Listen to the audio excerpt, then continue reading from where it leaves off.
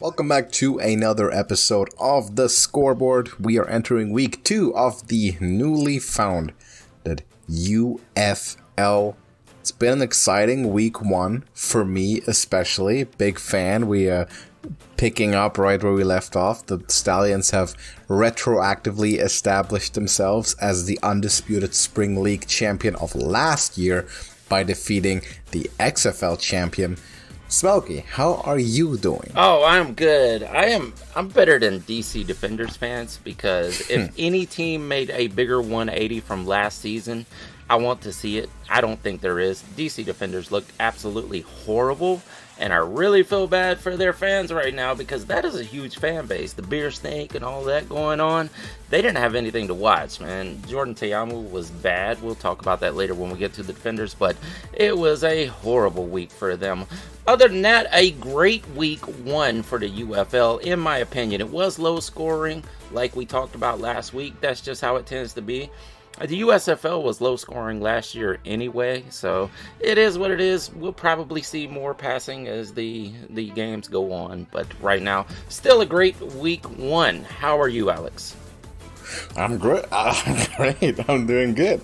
I see in Spring League football, I have not been bad ever, especially with the Stallions. Like, it could not have possibly been a better 2 years for the Stallions so far since the USFL began, and even now they look like the clean-cut best team in the UFL, as I expected. That's the real dynasty of Spring League football, the first time that has been going on for multiple years at a time. They're establishing themselves as exactly that, and I can't complain. I love it. It's great. It's great to watch. Good to see a superstar quarterback every year. Even if they get picked up by the NFL, we'll find another one. I'm very happy to see that season opener. Solid win over Arlington. Deserved win. Matt Corral is looking like the best player in the league, just as Alex McGough was, just as Jamar Smith was. Yeah, it's good. It's pretty good. I will say this once more, and because we're going to talk about this fan stuff. I picked the Stallions as my favorite team before they ever played a single game in 2021, and you are there you can witness that. You witnessed that. You can confirm it. Everyone who watched that episode or can go back watch that episode can confirm it. I'm not just liking the Stallions because they're winning a lot of games. Okay, I picked them from the start, so I deserve to gloat about it. Now, on your end, though, before we get into the predictions for this week, if I recall correctly, last week you decided that you would be rooting for the Roughnecks. Renegades. In the Renegades. Oh, sorry, it was the Renegades. Okay. Yeah. Okay, it was the Renegades. All right. I will say this, because your team lost, I will give you a one-time, lifetime chance to change your team affiliation in the Spring League without being ridiculed for it. And it's only this week. Well, I am totally thinking about it, to tell you the truth. I went back and forth last week between the Showboats and the Renegades, and I actually picked the Stallions to win that game. I knew it was coming. The Stallions have the best roster in the entire league. There's no doubt about that. They have the success behind them. Skip Holtz has sold his soul somehow to keep winning these games. I don't know. Coming from where was he? Louisiana, South Louisiana, or wherever he was in college football. He never really had a ton of success. It wasn't bad there, but yeah, he owns Spring League football. There's no doubt about it at this point. I think he sold his soul, but he always has the best roster. My team, I don't, you know what? I'm not going to change, and here's the reason. Because I'm going to continue to say my team is the Renegades, and they're going to continue to lose. That's just how it works. So I will be rooting for the Showboats because I really like Case Cookus, but also like Luis Perez. That's what we're doing. Yeah, okay. Yeah. I'm going to try to trick the jinx, you know, just try to get around the jinx here. I don't think that's how it works because you still said it. You still spoke it into existence. Oh, you think the Showboats are going to start losing now? Well, you said you'd root for them, so yeah, probably. Well then, that sounds like that's your team. Yeah, I'm sticking with the Renegades to tell you the truth. I think Luis Perez is going to get better as the games go along. He wasn't bad. The first half of that game, he actually looked really good. We'll talk about that when we get to them, but Case Cookus looked really good. Also, the Showboats look really good in general. And John DeFilippo is a proven Spring League coach that can really get some stuff done. I don't know, man. I think it's best to just stick with the Renegades. I think much like last season, Bob Stoops will get this team together halfway through the season, if not earlier, and they'll make a run at it in the end. I'm not worried at this point. I just hope my support doesn't jinx the team further. But yeah, sticking with the Renegades. Well, you had the chance. Yeah. Now, after this week, you are committed to the Renegades for the rest of the season. Yeah. There is no going back. I might throughout the episode try to keep selling you on like the boats or something. It's Case Cookus, right? Yeah. That's your guy.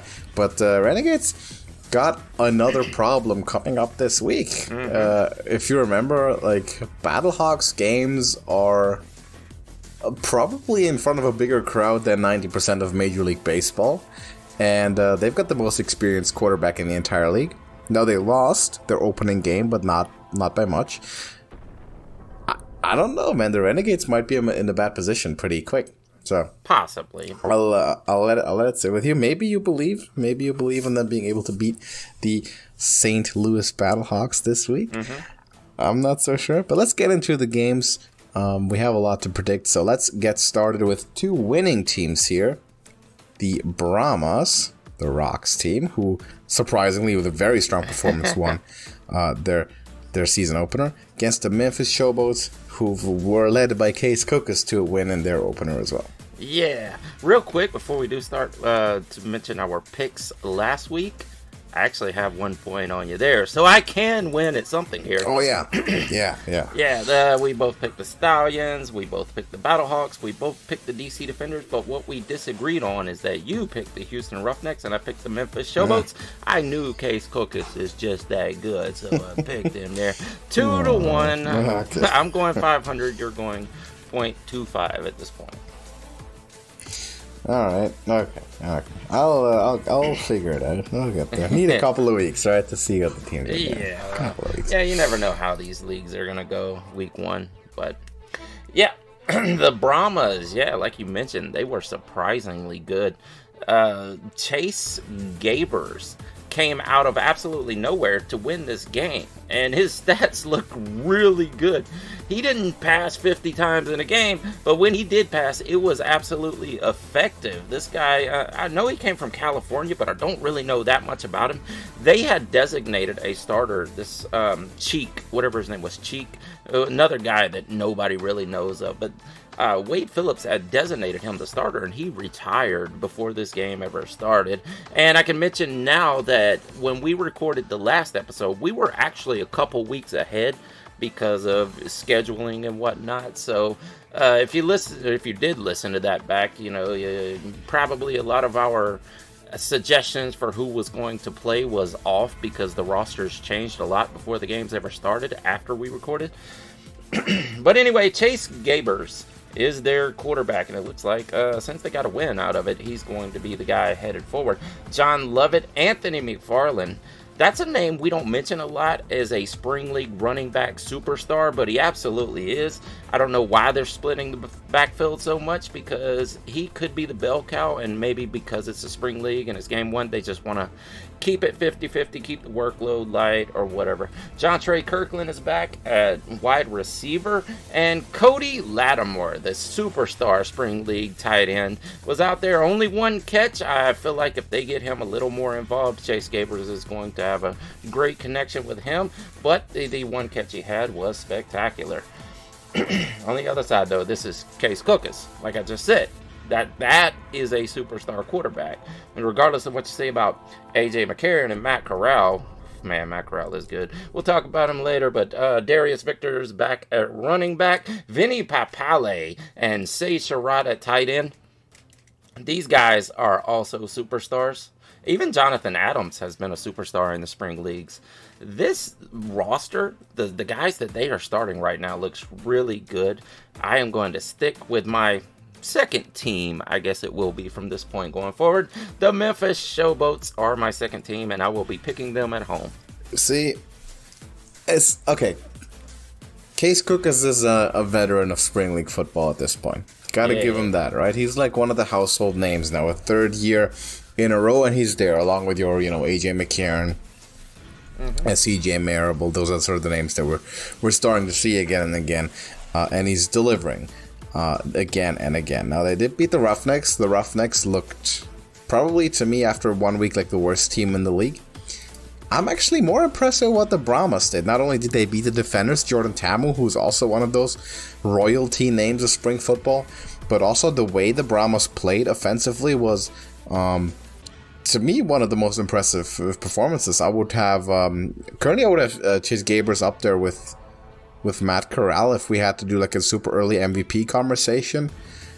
It's kind of between those two to me at the moment. Gabers looked great. Didn't make any mistakes, play quarterback the way he was supposed to. Nothing too fancy, but he got it done. He played very efficiently, and also they had some back-breaking defensive plays, obviously, go their way, which worked out for them very well. And knowing that they still have Cody Latimer, I mean, Orlando Guardians legend Cody Latimer in the back pocket, and he hasn't really broken onto the scene. You mentioned John Kirkland had probably the best game of any wide receiver in week 1. The Brahmas offense looks stacked to me. I didn't think they would, losing their entire quarterback roster. No Kurt Bankert, no Jack Cohn. I mean, they were a revolving door of quarterbacks last year, and somehow they always found at least something solid. The Brahmas look really good to me, and as much as I don't want to curse myself again by picking against the Boats and they just keep winning, I'll take the Brahmas. I know we like to make fun of them. We like to call them like a joke team because they're really only there because of The Rock and they shouldn't exist in the first place. And they definitely shouldn't have existed in going into the UFL, like USFL, XFL merger. They are still here. They're looking pretty good. I'm going to say the Brahmas keep winning at Memphis. And that would be a statement win for the second-year team there. Renegades at the Battlehawks. Yeah, so this is probably between me and you the game of the week, right? Oh, right. Right.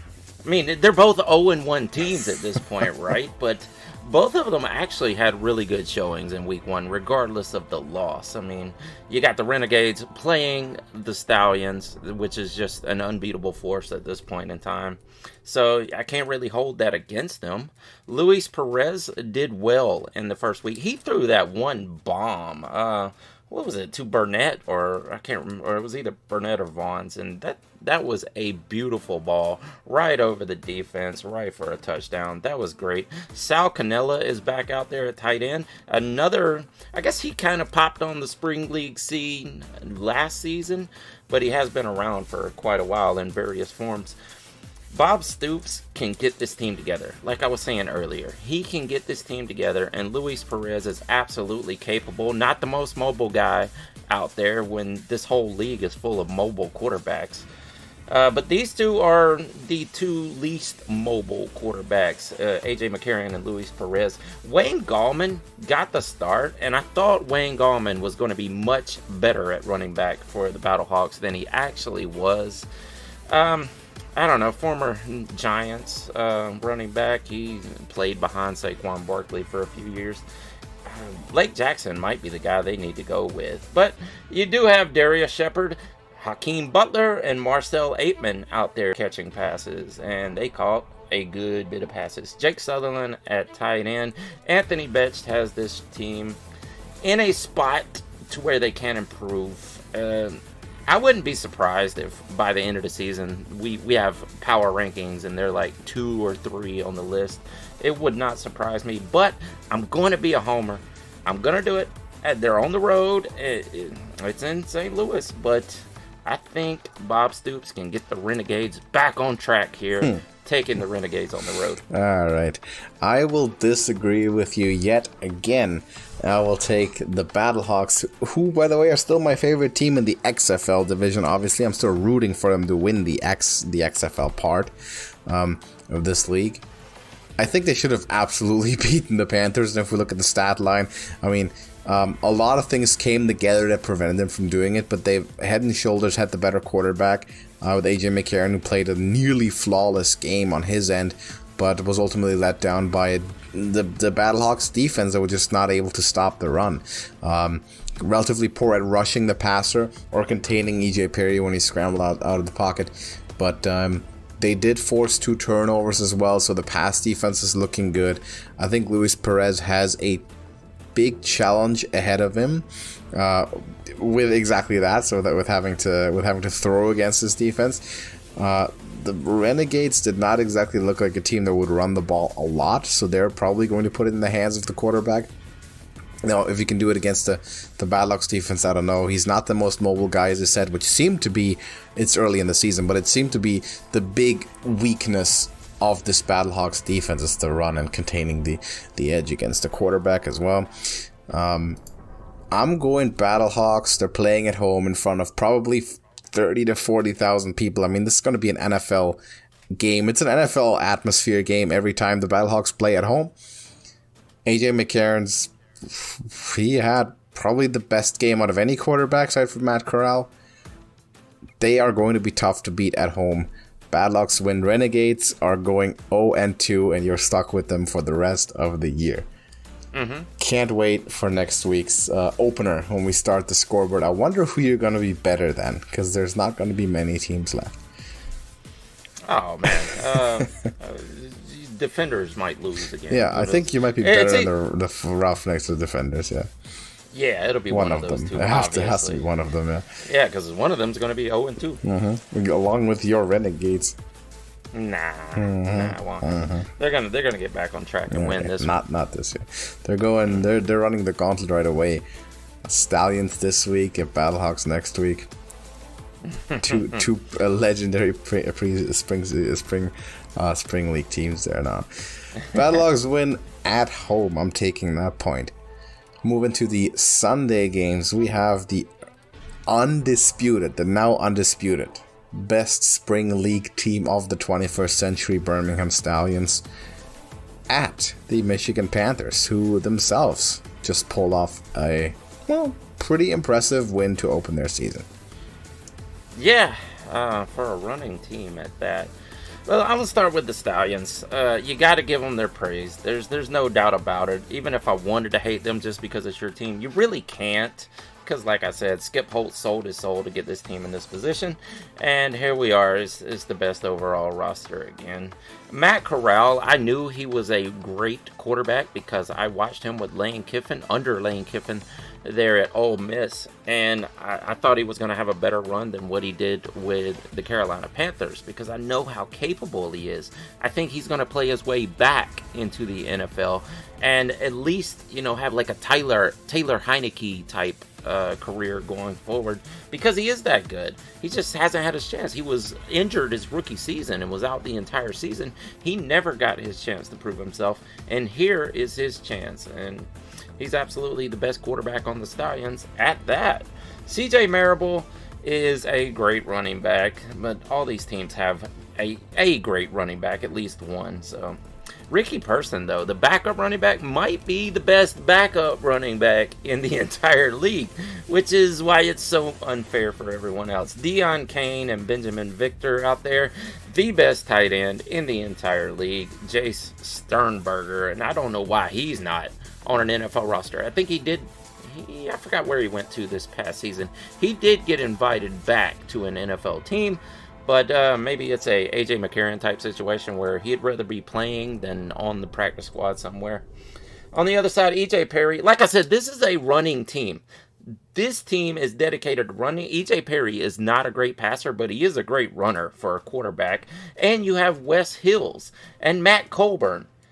Jesus Christ, man. I love their receiving core.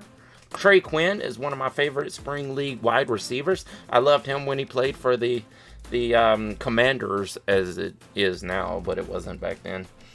Oh, man. Cole Hicatini. That's one of your favorites out there at tight end. Mike Nolan has a good lineup as far as pass catchers. I just don't think E.J. Perry can get the passes to these guys. Now, if they lean on the run, eventually they're going to wear their guys out. Wes Hill ran out of gas last season after being one of the best in the spring league football. But he ran out of gas, and it's probably going to happen here. Luckily, they do have Matt Colburn to back him up, so they can get a little more juice out of it. I just don't think it's enough for the Stallions. If Stallions may go undefeated this entire season, I'll be taking them on the road. Yep, give me the Stallions to keep it up, dominate the UFL. They are 7-point favorites at the current line. At Michigan, who just won their game against St. Louis. That's how much people believe in the Stallions and the team that Skip Holtz has built. Listen, they all started with the same blocks, right? Like, it's very fair the way these leagues were built up. It was like a bunch of teams, all of them, just thrown into the mix and get something started. And the Stallions figured it out. Great coaching, and they retained the right players. They picked up the right players, took every opportunity to find the right quarterback. So give them their props. It's not a matter of just having the richest owner or anything like that. Stallions are doing things the right way, and every time I watch a Stallions game, and here and there, I just notice more and more names of like former and like really good NFL players. One that I just noticed last week, Taco Charlton, if you remember him. Yeah, he was the first overall first round pick. Yeah, Michigan guy, first round pick to the Cowboys a couple years back. He's on the Stallions now. He's one of the rotational guys in that defensive front. They are stacked. They're loaded. Absolutely. I'm not complaining. I feel like this team can do it all. Maybe this might be the most complete Stallions team we've seen, minus the quarterback mobility. Matt Corral is not the scrambler or the quarterback runner that Magoo or Jamar Smith were, but he's a great passer, and CJ Marable might be the greatest spring league running back of the century, or the most consistent one at least so far. You get him the ball 20 times a game, no problem. So Stallions offense to me looks on fire. I think they'll put a clear beating on the Panthers, actually. I agree with the spread being 7 points. I think they should be expected to win by a full touchdown. The Panthers, I think, were lucky to win that game against St. Louis. I don't think they can repeat that. Stallions established themselves as the number one team, and I can't wait for the showdown against the Brahmas. That, if I had to pick like this very, very, very early championship game, Brahmas and Stallions is what I would be going with now. I hope it turns into the Battlehawks and Stallions, but for now I'm going Brahmas. In this one though, EJ Perry, you got to start winning through the air eventually.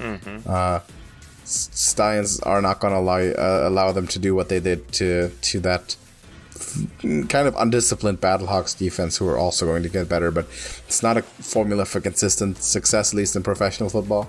So Stallions get it done. Matt Corral probably only getting better. He's played a very, very efficient game, does exactly what he's asked to do, and probably has the most star power in the league as well. So Stallions once again manifesting themselves as the team to beat.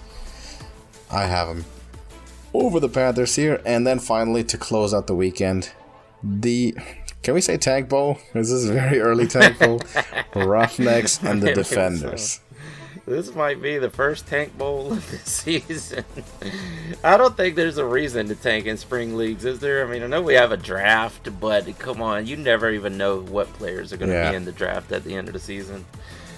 Oh man, who's on a worse trajectory right now? Both of these are very capable coaches. I mean, and both these, well, all the teams have really good coaches. What they did was pick the best coaches from both of the spring leagues and throw them in here. You know, we don't have celebrity coaches like we had in the XFL last season. But Reggie Barlow and Curtis Johnson really have some work to do on their respective teams. Which one do I think can turn this around? Like I said, the Defenders were absolutely horrible. Jordan Te'amu, Mr. XFL, is not going to be Mr. UFL at this point. And we saw him kind of blow up in the USFL. It did not go good for him, but when he went back to the XFL, he was right back on top and doing wonderful things. Another Ole Miss guy. Wow, that's crazy. We do have 2 or 3 Ole Miss quarterbacks out here. That's pretty cool. Or no, was he Mississippi State? Tamu? I'd have to look. Yeah, he might have been Mississippi State right before Dak Prescott got there, right? Was he? It was no, it was Ole Miss. I think I thought it was Ole Miss. Yeah. Yeah, I think it was Ole Miss. Yeah, before Matt Corral got there, that's for sure. Exactly, that's who it was. Yeah. Yeah. Okay, but Jarrett Garantano, the Tennessee product, he did not look bad. He showed flashes. He is absolutely capable of running the ball. That's for sure. They didn't have Mark Thompson out there, so I think that held them back. They're leaning on TJ Pledger at this point, and he is not the running back that Mark Thompson is. And when Mark Thompson gets back, I think this run game is going to kick into gear, and it will open it up for Jarrett Garantano to make more passes downfield, which, you know, he went 16 for 21, was not horrible at all. But they just couldn't outpower the Showboats at that point. Isaiah Henney, he's good. He's been very, very capable. And the tight end, Braden Bowman. I don't know why that's so hard to say. But, you know, he was a rising star, I guess you would say, last season. Man, I haven't made this pick yet because I really don't know who to pick. Jordan Ta'amu has. I've made this pick. It was one of the first picks I made this week, yeah. Really? I'm confident in this one. Do I want to go with, like, Cameron Harris and Kiki Kuti and Ty Scott? Jeez. Briley Moore. No, you know what? The Roughnecks still have more stars. And when Mark Thompson gets back in there, this team is going to be better. I think Jarrett Garantano can improve throughout the season. I'm picking the Roughnecks on the road. See, I'll take the Defenders. I'm taking DC to get it done. I think the Roughnecks probably. Man, okay, yeah. When Mark Thompson comes back, okay, yeah, he's touchdown machine, sure, but they did nothing on the ground. I mean, nothing at all. They got nothing going whatsoever. Had basically no chance. Now Reuben Foster's playing for them. He's still showing up. He's turning into one of those Spring League superstars. But here's what I'm thinking. I think the Defenders' loss was probably overblown. And I was sitting here hyping up the Brahmas myself. I think Brahmas are a great team, so it won't be a big shame losing to the Brahmas for most teams. But here's the thing. The game, like, the entire game was decided on one play, and we're judging it on it, and we were judging Jordan Ta'amu on that one play where he goes out, he's injured, he comes back in, and he turns what is a surefire field goal, potentially touchdown, into 7 the other way. In the blink of an eye, the game was over before halftime, and if that one play doesn't happen, like, anything can change. If the Defenders score on that position instead, even if it's just a field goal, we're going to halftime like tied or just a 1-point game. Anything can happen. After that, not much happened in the second half. Like, both offenses kind of stalled out. But to me, Ta'amu, other than that one horrible pick six or near pick six, it wasn't actually a pick six. It wasn't that bad. Like, he's still playing fine. You know, he's still taking his chances. He's making good decisions most of the time. Just didn't quite get it together, and really that one break made it look a bit worse. Whereas if we look at the Roughnecks, on the other hand, I feel like they've been completely inept offensively the entire game. They just got nothing done. It's a very unexciting team to watch.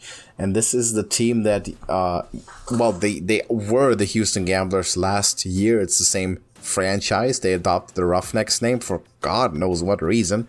Something that completely eludes me, and apparently they're cursed for it, as they should be, because the Gamblers, obviously, they are the USFL team, and they're also the historical name, so I hope that they change back as soon as possible. But that's why they have players such as Mark Thompson, for instance, on their roster, who should become available soon. I don't see this being a functioning offense at the moment. They just didn't do much to show me that I should believe in them against Memphis and with the Defenders. I mean, Jordan Ta'amu, I've seen enough of him in spring to know that he can get things done. You know, if he needs to, he can get done with his legs. And I do trust him to a degree to quarterback relatively capable team. While I do agree that maybe the Roughnecks have the bigger star power, to me right now, just that offense does not look promising at this point in time. And if I had to give power rankings, I'd probably have the Roughnecks last this week. I know you'd probably disagree with it. I might have them last. Man, I've got 2 questions for you, though, really quick. You said they do nothing on the ground. Garantano had a 22-yard run. I mean, it wasn't TJ Pleasure. Yes, you're absolutely right about the running back. Yeah, okay. I mean, okay, the quarterback escaped one. But, like, drawn up, organized, like, intentional running game, nothing. That's how you set up a quarterback. Like, for a quarterback like Garantano, or anyone really, like, you set up a quarterback success through the air by being able to run the ball. Because right now, I mean, you know the defenders are going to be able to play nickel all day. Like, every single day. They're going to match up every single guy who can run routes, and they have nothing to worry about. Because there's no one who can run, who can run from scrimmage, apparently. Yeah, that's true. Their offensive line is trash. But Mark Thompson will help out a lot, in my opinion. The other thing is, why do you have so much faith in the Brahmas? I mean, I get it. This Chase Gabers guy came out and had a they look pretty good, right? Game. Also, I think their receiving core is kind of stacked. I mean, John Trey Kirkland, I'll give you that. Yeah, he's good. You know, Cody Latimer's good. He's NFL experience as well. Like, even with him having a relatively small game, like barely showing up, they were outmatching the defenders all over the field. Yeah, I'll give you that. I mean, so I think they have very good depth in pass catching. And they have a quarterback who can take advantage of it. I mean, this is super efficient, 76% completion.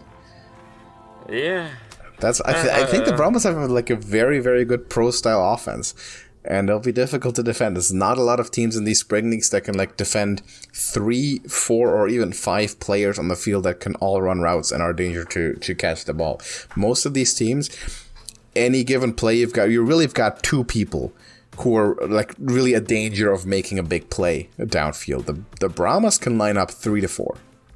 I think that's a big deal in the spring league.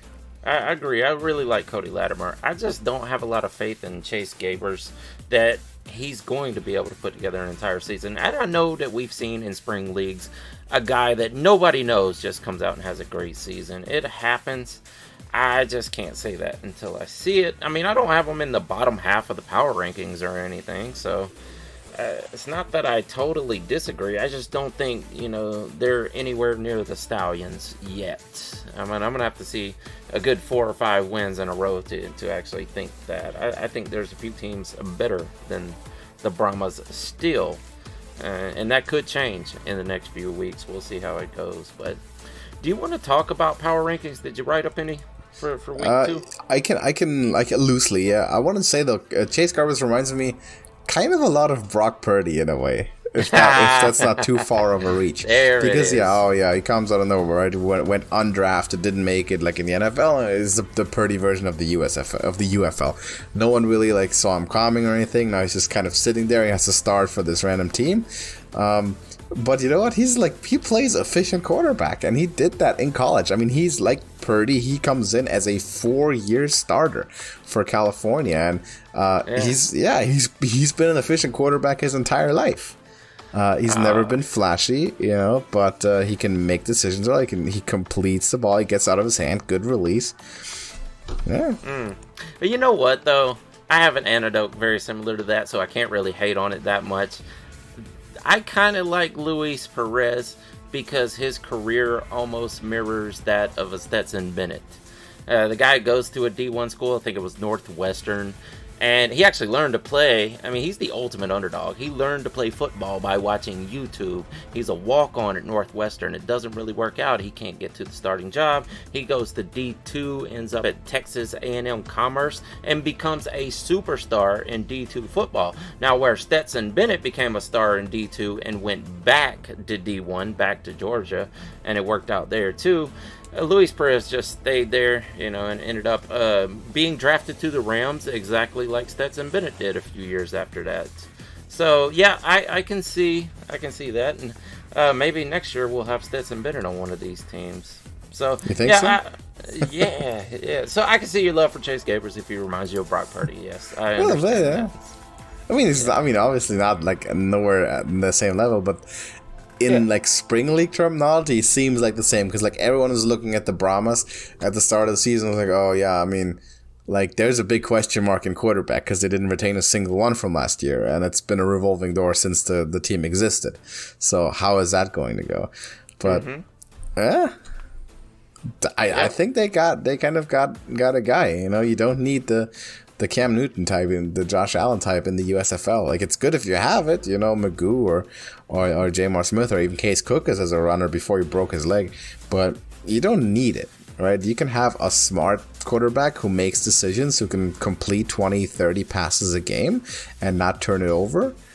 It's going to win you a lot of games. Yeah.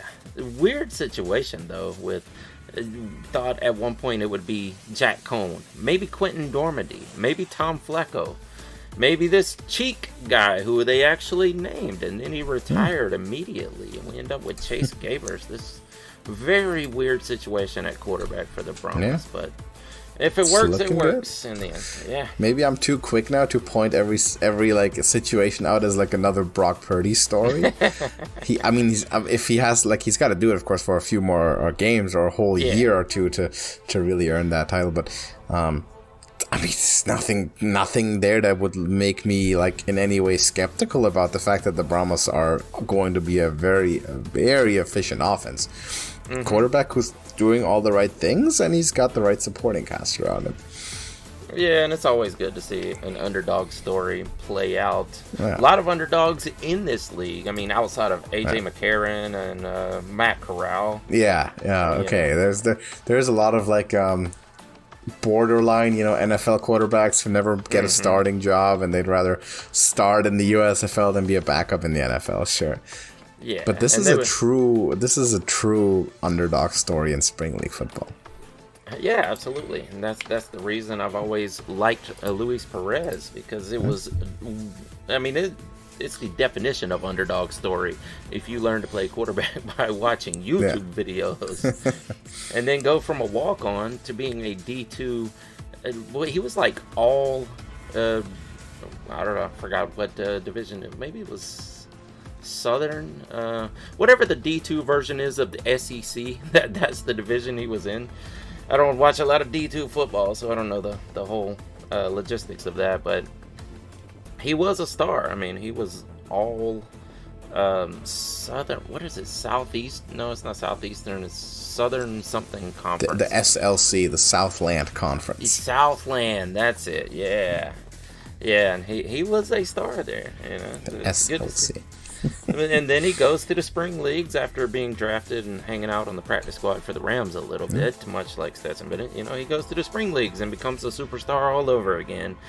And I think he's going to pull it together going forward. I guess we'll see. But yeah, a lot of underdogs in this league. Just looked it up, and it turns out that he was on quite a few NFL rosters over the years. I know about the Rams twice. Who else was he on? He was on the Eagles. He was on the Lions. We only know him as a spring league guy because he was in the AAF and he was in the XFL and he's everywhere. Right? But yeah, and he also every winter it seems like he tries for a job at the NFL. So far, not yet, but that means we get to see more in the spring league, which is also good. Yeah. You know what though? He was actually on the Rams for spring training with, I guess it's summer training technically in that league, but he was on there with Stetson Bennett for an off season. So another parallel there. We will see Stetson Bennett in this league, unless I saw a clip where he's actually doing some kind of coaching, high school coaching or something right now. You know, he's got to get his alcoholism under control before he's going to play any more football. Stetson, that's true. Especially in the NFL. Yeah. Oh, yeah. I don't think he's long for the NFL. It's not going to happen, unless the Rams hold him to his contract, like, hey, come back and finish out the rest of this contract. But I doubt it'll happen. I think we see him on probably the Brahmas next year or something with their rotation of quarterbacks or something. Brahmas may have gotten their guy. if the Rams early. release him early enough, I don't know if it's still early enough for him to join the UFL. Yeah, maybe not this year. I don't know. Yeah. It's hard to figure out what's going on with that guy. How poetic would it be if you got him on your Renegades? If you just can't shake him, no matter where he goes. I mean, it's become enduring over the years, because I didn't want him as the quarterback, and then it grew on me, and I'm like, okay, it's cool to see the underdog story. Wins a couple national championships, all right.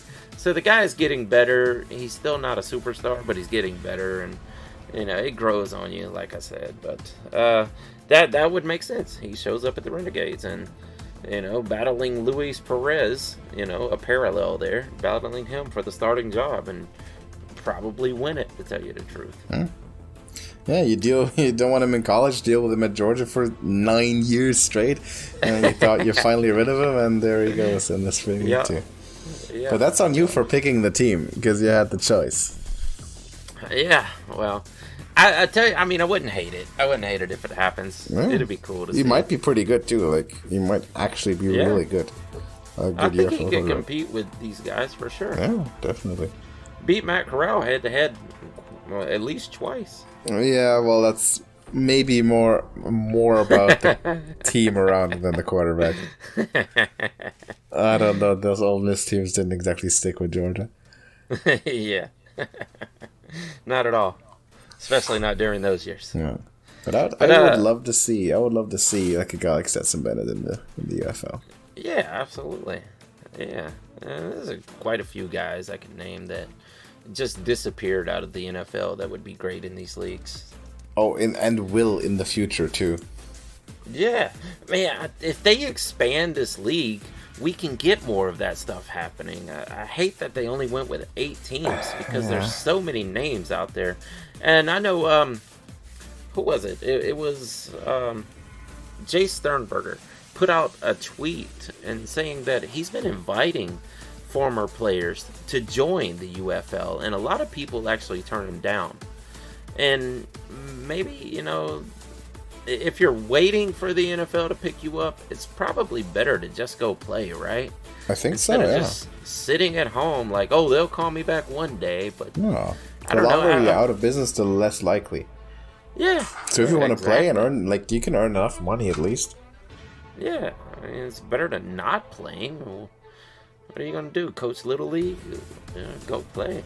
Yeah, there's a lot of guys that have gotten a shot at the NFL because they played in the spring league. Yeah, absolutely. So you might as well. Yeah, I'm all for it. You wanted power rankings, right? Yes, definitely. Okay, I'll give you a rough idea. So you can guess number one. Right? Yeah, for the I don't know 50th week straight. Birmingham Stallions number 1. Brahmas at 2 for me. They look good. They look really, really good. I got the Boats at 3. Now here's where everyone's gonna say what are you doing? Because of course they played head to head and it didn't turn out. And this is not homerism anymore because I'm officially committed to the Stallions, right? But I got the Hawks, the Battlehawks at 4. They're a better team than the Panthers. Okay, they lost the game. It was a fluke. They're a better team than the Michigan Panthers. So. Hawks at 4. Panthers are at 5. The Roughnecks are 8. I have them last. And then, honestly, Defenders or Renegades, flip a coin. 6 or 7, I don't care. Probably, I would put the Defenders at 6. And the Renegades 7. I think the Renegades... The Defenders have the easier time to, step up and catch themselves. But the only thing I would probably disagree with the consensus is I would switch the Hawks and Panthers, and maybe some people don't think the Roughnecks should be last, but that is for me. Yeah, How about you? I disagree with a lot of that. Stallions at number 1. There's no debating that. I'm sure even RJ Young has them at number 1. You tried debating that for 2 years straight. Yeah. Didn't turn out. No, I mean, you can't at this point. It's like, you can hate the Patriots during their run, but they're always going to be number one, for that era until Tom Brady left. But Showboats at number 2. I really do think with Case Cookis, they are the second best in the league right now. I got the Brahmas. He's still doing that. Okay. Yeah. I got the Brahmas at number 3. And, you flip-flop those two. It's not a lot of debate there, right? Guess who's at number 4? It's actually the Renegades. I think, yes, absolutely. You win against number 1. If you're number 4, you're not supposed to beat number 1. And they put up a good fight, regardless of what anybody thinks. Look at the stats. Tell me, they hung in there. It wasn't like just a blowout. Now, if they blew them out, I'd put them like 6 or 7. For champion versus champion, it was close enough to a blowout. No, I watched that game. It was. I mean, you won the XFL, right? You're supposed to take it to the Stallions, make it close. Well, but to be fair, the Stallions are going to beat everyone in the UF and the USFL too. So they beat all those 7 teams fairly easily. So you don't expect them to go in there and just dominate the Stallions. Okay, let me ask you this: do the Renegades beat both St. Louis and Michigan today? Yes. No way. With EJ Perry, yes. The Panthers got the win. More likely to beat Michigan, by the way. The Panthers got the win, but no. Anyway, I got the Panthers at number 5. So that may be closer to a 50-50, but I still think the Renegades beat the Panthers. Battlehawks at number 6. Because A.J. McCarron had a lot of garbage time in there. Yes, you can look at the final stats and say, oh, wasn't that much, they weren't that far behind. That was garbage time. Yeah. That was, him trying to make a comeback. Wade Bauman's really bad. He should be way better than that, but he's bad. I got the Roughnecks at 7 and the DC Defenders at number 8 because I am doing better than the DC Defenders, if you haven't heard. I have heard of that. Yeah. Okay. I would argue with you a lot more about this Renegades thing, but I don't have to because the Hawks are going to do the arguing for me this weekend. Just luckily enough, they happen to be hosting Arlington this weekend, so we can pick that up next week. I don't have to do it before it happens. If the Battlehawks win, I will flip-flop the two. Of course, you better. If they win too, the Renegades have to be 7 or 8 if they lose, right? I was just saying the Battlehawks were not impressive in that game to me. Oh yeah, and they put up 30. Let's see them put up win 13-10, 30-10 or something, and you're gonna tell me you're not that impressive. A.J. McCarron throws for 3 touchdowns instead of 2 this time. All right. Well, 16 points, and most of that was in garbage time. And A.J. McCarron going 24 for 37 is not impressing me right now. No interceptions, though. I'll give him that. That was, that was his best feat, was no interceptions. But you lost to E.J. Perry. Come on. E.J. Perry. Well, yeah, I said that was a 1 in 10 fluke, right? Which is why I have the Battlehawks over the Panthers. They're the better team. It doesn't make... Yeah, but no, it doesn't work that way. The Michigan Panthers just beat the Battlehawks. They did, but the Raiders beat the Chiefs last year. Yeah, things happen. Weird things happen. Miami Miracle, right? When they beat the Patriots. Yeah, but the games matter, though. I mean, you can. I guess. You can say that. But see, to me, power rankings always is about next week, right? It's not about who, because if I want to see who won last week, I'm never gonna just order teams by who won last week. Power rankings is about who has the most power today. If the Battlehawks played the Michigan Panthers again this weekend, I would bet on the Hawks, and the Hawks would be favored, and they would be more likely team to win. It's that simple because they're the better team, even though last time it didn't go that way, right?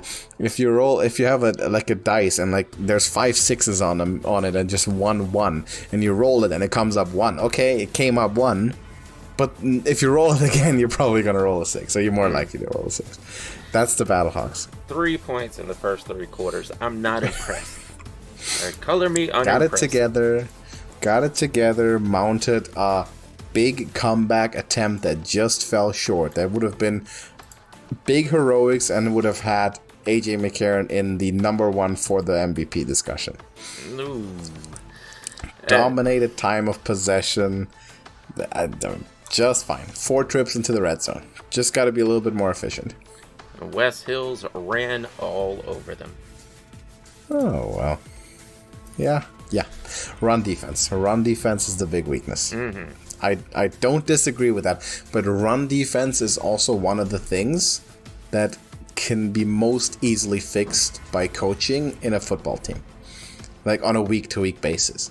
There's a lot of things that are hard to fix. Run defense is almost always a symptom of just assignments. Like, because all of run defense is split into fits, and so if you can get your assignments right and your run fits right, you'll automatically play good run defense. It's just a matter of do what you're supposed to do, and more importantly, know what you're supposed to do, and then do it. Well, that works. That works in my favor. I do trust Anthony Beck to adjust that. Well, see, that's the thing. It works in my favor because Bob Stoops is a defensive coach, and he is a legendary defensive coach. And Wayne Gallman, if he's still going to be their number one running back, they're going to have no trouble stopping that run. It's going to all have to be on A.J. McCarron's arm. Because he's not a mobile quarterback either. This is going to be all in his arm. That's the only way they're going to win this game. But he's the Peyton Manning of the spring leagues. Wow. That is a He is, right? Like, he's the statement. Most experienced, arguably the best. Yeah. Man, that's a huge statement. I gotta think mistakes. about that. I mean, see, you Manning think he's better than? League. I mean, Alex Magoo had a 1-year run, but do you think he's better than Alex Magoo? I mean, see, Peyton Manning isn't better than Aaron Rodgers or Josh Allen, right? But like overall, like he's more experienced, makes less mistakes, a good passer. You know, he's not as flashy. I don't know if that comparison makes sense. Maybe I'm like too far out the ballpark now. That's tough. You know, yeah, he's like there year in year out, doesn't make mistakes, always elevates the team he's on, wins games. Yeah. Mm-hmm. No running game, doesn't matter. He'll throw 55 touchdowns in the season. Yeah. Case Cookus. That's McCarron. Case Cookus is the Lamar Jackson of this league. No, he's not. Yeah. No. If anything, Magoo maybe was the Lamar of the league. He did. He was surprisingly a good running quarterback. No one saw that coming, but he was. Yeah, he was all right, but not the Lamar of the league. Case Cookus. Who's Case Cookus?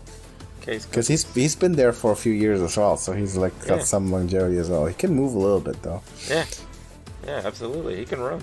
Who's that? Huh? I'm thinking about the NFL comparison. Oh, who is he? That's why I said Lamar he's Jackson. Teddy Bridgewater. Teddy Bridgewater. Oh my God.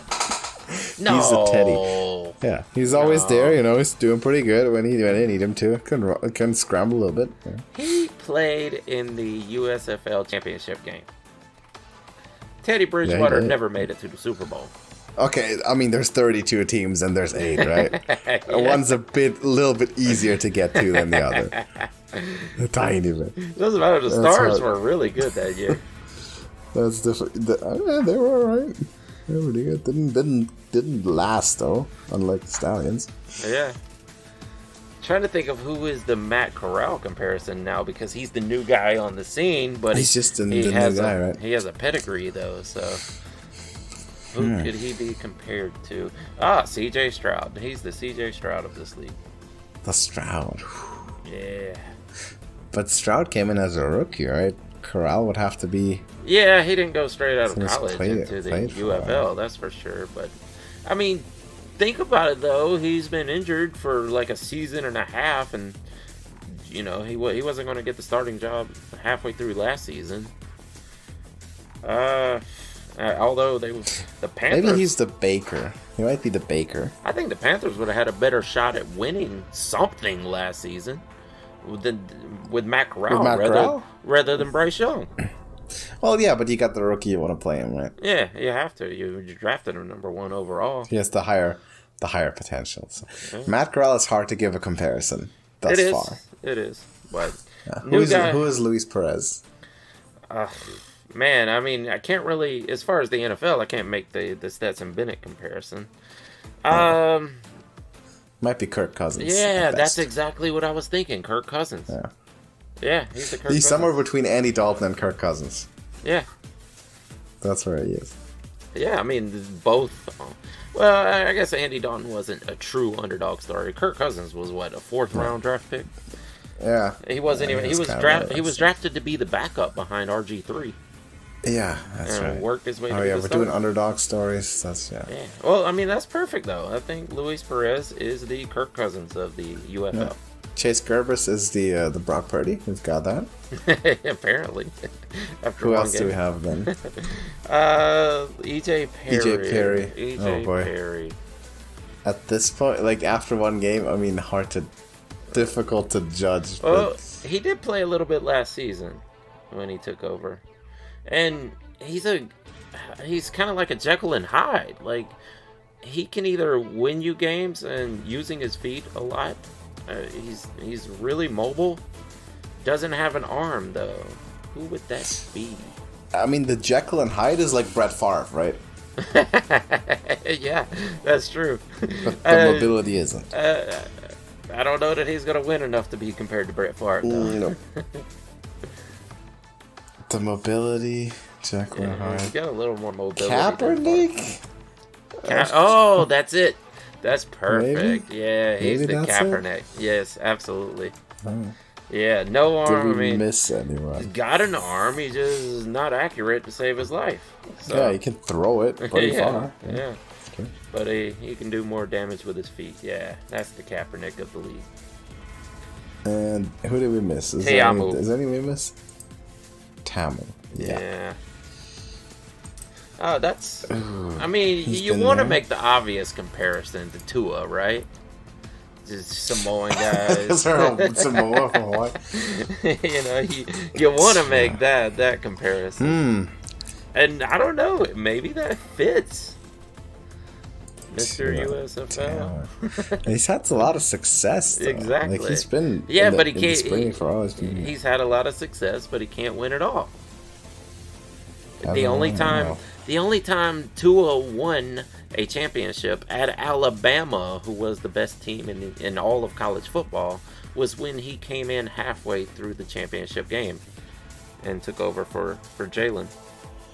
It would be too high a praise to call him the Josh Allen.